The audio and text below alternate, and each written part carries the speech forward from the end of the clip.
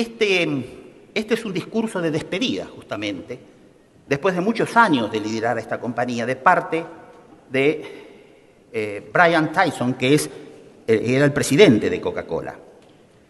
Brian hizo un discurso de despedida para toda su gente de Coca-Cola diciendo lo siguiente: imagina la vida como un juego en el que estás malabareando 5 pelotas en el aire.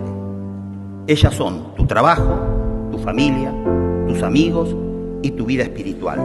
Y tú las mantienes todas en el aire. Pronto te darás cuenta que el trabajo es como una pelota de goma. Si la dejas caer, rebotará y regresará. Pero las otras 4, familia, salud, amigos y espíritu, son frágiles como el cristal. Si dejas caer una de ellas, irrevocablemente saldrá astillada, marcada, mellada, dañada o incluso rota. Nunca volverá a ser lo mismo. Por ello debes entender esto. Aprecia y esfuérzate por conseguir y cuidar lo valioso, lo que decía Einstein. Trabaja eficientemente en el horario regular de oficina y deja el trabajo a tiempo. Dale el tiempo requerido a tu familia y a tus amigos. Haz ejercicio, come y descansa adecuadamente.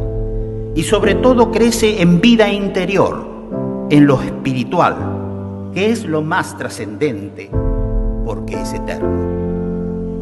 Los problemas no son eternos, siempre tienen solución.